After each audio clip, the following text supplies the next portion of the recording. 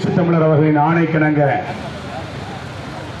இரண்டு முதன்மையான கோரிக்கைகளை முன்னிறுத்தி தமிழ்நாட்டின் அனைத்து மாவட்ட தலைநகரங்களிலும் நடைபெறுகிற ஆர்ப்பாட்டத்தின் ஒரு பகுதியாக புதுக்கோட்டையிலே மாவட்ட செயலாளர்களின் தலைமையில் நடைபெறுகின்ற இந்த கண்டன மற்றும் கோரிக்கை ஆர்ப்பாட்டத்தில் தலைவர் அவர்களின் வழிகாட்டுதலை ஏற்று வருகின்றிருக்கிற பாசமிகு அண்ணன் விவேகானந்தன் அவர்களுக்கும் பாசமிகு தோழர் சதா சிவகுமார் அவர்களுக்கும் கட்சியின் மாநில மாவட்ட ஒன்றிய நகர பேரூர் தொகுதி முகாம் நிர்வாகிகள் யாவருக்கும் புதுக்கோட்டை மேற்கு மாவட்டத்தின் சார்பில் நெஞ்சார்ந்த வணக்கங்களை நன்றிகளை தெரிவித்துக் கொள்கிறேன். இந்த ஆர்ப்பாட்டத்திலே மிக முக்கியமான நோக்கம் இவிஎம் மிஷினை தடை செய்ய வேண்டும். ஏன் இவிஎம் மிஷினை தடை செய்ய வேண்டும் என்று கோருகிறோம் என்றால், இந்தியாவை ஆட்சி செய்கிற பிஜேபி கட்சியினுடைய பல அமைச்சர்கள் வெளிப்படையாக பாராளுமன்றத்திற்கு உள்ளும் வெளியேயும் நீங்கள் யாருக்கு ஓட்டு போட்டாலும் பிஜேபிக்கு தான் விழும் என்று வெளிப்படையாக அறிவிக்கிறார்கள். இது எவ்வளவு பெரிய ஜனநாயகத்தின் கேலி கூத்து! டெமோக்ரசி, ராக்கிங் ஆஃப் டெமோக்ரசி என்று சொல்றார்கள். EVM machine rigging makes a rigging of democracy. ஜனநாயகத்தை கேலிக்குள்ளாக்குவது. இது கிட்டத்தட்ட 5 ஆண்டு காலமாக இந்திய பிரதமர் உள்ளிட்ட இந்தியாவின் உள்துறை அமைச்சர் உள்ளிட்ட அனைத்து அமைச்சர்களும் பிஜேபி கட்சியை சேர்ந்த ஆளுங்கட்சியை சேர்ந்த பல மாநில எம்எல்ஏக்களும் எம்பிக்களும் வெளிப்படையாக சொல்கிறார், நீ யாருக்கு வேணாலும் ஓட்டு போடு, என் கட்சிக்கு தான் ஓட்டு விடுவோம். எவ்வளவு மோசடியான வேலை! ஆனால் தொடர்ந்து ஒருபுறம் இவிஎம் மிஷின் ஆபத்து இல்லை, அது ஒரு கால்குலேட்டர் போன்று ஒரு சாதாரண மிஷின் என்று பொய்யரை பரப்புகிறார்கள். இவிஎம் மிஷினை கண்டுபிடித்து தயாரித்து அனுப்பிய சீனா, ரஷ்யா உள்ளிட்ட நாடுகளில் வாக்குச்சீட்டு முறைதான் இருக்கிறது. உலகத்தின் மிகப்பெரிய ஜனநாயக நாடுகள், உலகத்தின் ஆகப்பெரிய நாம் எதற்கெடுத்தாலும் அமெரிக்கா, இங்கிலாந்து சொல்கிறோமே, அமெரிக்கா, இங்கிலாந்து, ஜெர்மனி, இத்தாலி எல்லா நாடுகளிலும் வாக்குச்சீட்டு முறைதான் இருக்கிறது. ஏன்? உலகத்தின் ஆகப்பெரிய ஜனநாயக நாட்டிலே வாக்குச்சீட்டு முறை கூடாது. அதனால் என்ன ஆகிவிட போகிறது? 2 நாள் 3 நாள் என்னதுக்காகுது? 10 நாள் ஆகட்டுமே. வாக்களிக்கிற எளிய மக்களுக்கு நான் வாக்களிக்கிற கட்சிக்குத்தான், நபருக்குத்தான் என் வாக்கு சென்றது என்று நம்பிக்கை வேண்டும். அந்த நம்பிக்கை வந்தால்தான் இது ஜனநாயக நாடாக இந்தியா இனிவரும் காலங்களில் சொல்ல முடியும். அப்படிப்பட்ட ஒரு மோசடியான வேலையை இவிஎம் மிஷினை நம்பி பிஜேபி களத்தில் இருக்கிறது. எனவே தலைவர் அவர்கள் சொல்வதை போன்று மீண்டும் மீண்டும் சொல்கிறார், அழுத்தம் திருத்தமாக சொல்லி வருகிறார். பிஜேபி RSS இயக்கத்திற்கு எதிராக, ஜனநாயகத்துக்கு எதிராக எடுக்கிற அனைத்து முடிவுகளுக்கும் எதிராக விடுதலை சிறுத்தைகள் கட்சி தான் முதன்மையாக களத்தில் இருக்கிற கட்சி. The leader of விடுதலை சிறுத்தைகள் said repeatedly to oppose the விடுதலை சிறுத்தைகள் கட்சி is the primary movement, primary party to oppose the BJP RSS politically, culturally and ideologically. சமூக தளத்திலும், அரசியல் தளத்திலும், பண்பாட்டு தளத்திலும், கருத்தியல் தளத்திலும் பிஜேபியையும் RSS-ஐயும் அடித்து நொறுக்குகிற பிரதான கட்சிகளில் முதன்மையான கட்சி விடுதலை சிறுத்தைகள். அந்த அடிப்படையிலே தான் தலைவர் இன்றைக்கு தமிழ்நாடு முழுமைக்கும் லட்சம் சிறுத்தைகளை கூட்டி அனைத்து மாவட்டத்தின் அனைத்து தலைநகரங்களிலும் ஆர்ப்பாட்டத்தை அறிவித்திருக்கிறார். எனவே ஜனநாயக சக்திகளே, பொதுமக்களே, பெண்களே, வியாபார பெருங்குடியினரே, நீங்கள் யாருக்கு வாக்களிக்கிறீர்களோ அவர்களுக்கு தான் வாக்கு செல்ல வேண்டும் என்பதே விடுதலை சிறுத்தைகளின் கோரிக்கை. இது எங்க வந்து நிக்கிறது பாத்தீங்கன்னா, 21,000 கோடி இழப்பீடு தேவை என்று பிஜேபி கட்சியினுடைய மத்திய அரசு, ஒன்றிய அரசினுடைய குழு வந்து தமிழ்நாட்டிலே இவ்வளவு ஆபத்து, இவ்வளவு பாதிப்பு, இவ்வளவு நிவாரணம் தேவைப்படுகிறது, தமிழக அரசு முறையாக செய்திருக்கிறது, ஆனால் நிவாரணம் போதவில்லை என்று அறிக்கை எழுதுகிறது. ஆனால் நம்ம கொல்லப்புறத்திலே பார்லிமெண்ட்டுக்கு வந்து நம்ம அதெல்லாம் தேவையில்லை, இதெல்லாம் இயற்கை பேரே கிடையாது என்று வெளிப்படையாக சொல்ல முடிகிறது என்றால் அவர்கள் ஜனநாயகத்தை கேலிக்குள்ள பாதுகாக்க முயற்சிக்கிறார்கள். அந்த ஜனநாயகத்தை பாதுகாக்கும் பணியிலே தலைவர் எழுச்சி தமிழர் தலைமையிலே விடுதலை சிறுத்தைகள் என்றென்றைக்கும் முதன்மையான கிடத்திலே நிற்போம். EVM மிஷினை தடை செய்ய வேண்டும். தடை செய்யும் வரையில் விடுதலை சிறுத்தைகள் கட்சி போராட்டத்தை தொடர்ந்து முன்னெடுக்கும் என்று கூறி இவருக்கும் ஒருங்கிணைந்த புதுக்கோட்டை மாவட்டத்தின் சார்பில் எனது பணிவான வணக்கத்தை தெரிவித்துக் கொண்டு, அண்ணன் எழுச்சி தமிழர் அவர்கள் ஒரு ஆர்ப்பாட்டத்தை அறிவிக்கிறார் என்றால் அது இந்தியாவிலேயே யாருமே நடத்த முடியாத அல்லது இதுவரையிலும் தொடங்காத ஒரு செயல் திட்டத்தை அறிவிக்கக்கூடிய ஆற்றல் மிக்க தலைவர் தான் அண்ணன் திருமாவளவன் அவர்கள். இந்தியா முழுவதும் எங்கு பார்த்தாலும் இயந்திர கோளாறு, எங்கு பார்த்தாலும் அந்த பெட்டி எட்டப்படவில்லை, ஓட்டு போட்டுக்கிட்டு இருக்கும் பொழுதே அது நின்று போய்விட்டது என்று இந்தியா முழுவதும் பல்வேறு வகையான புகார்கள் வந்து கொண்டிருக்கின்றது.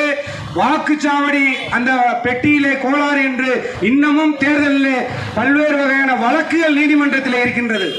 இந்த மாதிரியான நடைமுறை இருந்தால் அங்கே இதை உருவாக்கிய அல்லது இந்த எலக்ட்ரானிக் மிஷின் என்று சொல்லக்கூடிய இந்த மின்னணு இயந்திரத்திலே பல்வேறு வகையான தடைகள் ஏற்படுகிறது.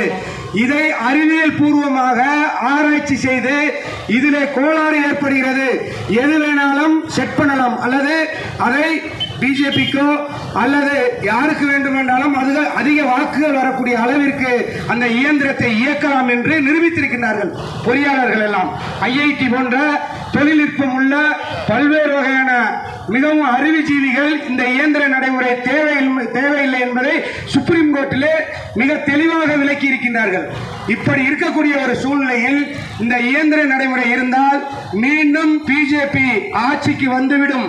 இந்த மக்களை, இந்திய மக்களை மிக மோசமான நிலைமைக்கு புரட்சியாளர் அம்பேத்கர் உருவாக்கப்பட்ட அந்த ஜனநாயகத்தை அழித்து விடுவார்கள் என்ற தலையாய நோக்கத்தோடு அண்ணன் எழுச்சி தமிழர் அவர்கள் இன்றைய தினம் இந்த ஆர்ப்பாட்டத்தை அறிவித்திருக்கின்றார்கள். அடுத்தபடியாக தமிழகத்திற்கு பல்வேறு வகையான இடைஞ்சல்களை தொடர்ச்சியாக மத்திய அரசு செய்து கொண்டிருக்கின்றது. இங்கே GST என்று சொல்லக்கூடிய அந்த வரி முறையாக கட்டி கொண்டிருந்தாலும் கூட, அல்லது பல்வேறு வகையான நலத்திட்டங்களை அறிவித்தும் கூட எந்த விதமான எய்ம்ஸ் போன்ற எந்த திட்டங்களையுமே நடைமுறைப்படுத்தாமல் இந்த 5 ஆண்டு காலம் 10 ஆண்டு காலமாக தமிழகத்தை வஞ்சிக்கின்றது. விடுதலை சிறுத்தைகள் கட்சியுடைய கோரிக்கை என்னவென்றால், நீங்கள் குஜராத்திற்கு செல்கிறீர்கள், வட மாநிலத்திற்கு ஒரு சாதாரண ஒரு கோயிலிலே கும்பாபிஷேகம் என்றாலும் கூட மோடி அங்கே நின்று கொண்டு கும்பிட்டுக் கொண்டிருக்கக்கூடிய மோடி தென் தமிழகத்தையும் தமிழ்நாட்டையும் நீங்கள் வஞ்சிப்பதற்கு காரணம் என்ன? இந்த மக்கள் வாக்களிக்கலையா, இல்ல இந்தியாவில் இல்லையா, இல்ல தனி மாநிலமா, பிரிக்கப்பட்ட மாநிலமா என்பது எங்களுடைய கேள்வி. அடுத்தபடியாக நீங்க திருச்சிக்கு வர்றீங்க, அங்கே விமான நிலையத்தை திறக்கிறீங்க, மத்திய அரசு கட்டுப்பாட்டில் இருக்கக்கூடிய விமான நிலையத்தை திறக்கிறீங்க. அதுல இருக்கக்கூடிய தூத்துக்குடிக்கோ திருநெல்வேலிக்கோ போகலாம், சென்னைக்கே போகலாம். இது போகாம இருக்கும் பொழுது நீங்கள் வஞ்சிப்பதற்கு சான்றிதழ் 2ஆம் தேதி நீங்க வந்தீங்க, ஒரு அரை மணி நேரம் 1 மணி நேரத்தில் ஹெலிகாப்டர்லயோ விமானத்திலேயோ தூத்துக்குடிக்கு போகலாம், விமான நிலையம் இருக்கு. அந்த மக்கள் பாதிக்கப்பட்டு தத்தளித்துக் கொண்டிருக்கிறார்கள், வேதனையில் இருக்கிறார்கள். நீங்கள் எங்களுக்கு பிரதமரா இல்லையா கேள்வியாக இருக்கின்றது. பாசிச பிஜேபி அரசு என்று சொல்லக்கூடிய அந்த வஞ்சக நோக்கத்தோடு சனாதன கோட்பாடோடு நீங்கள் செய்து கொண்டிருக்கிறீர்கள்.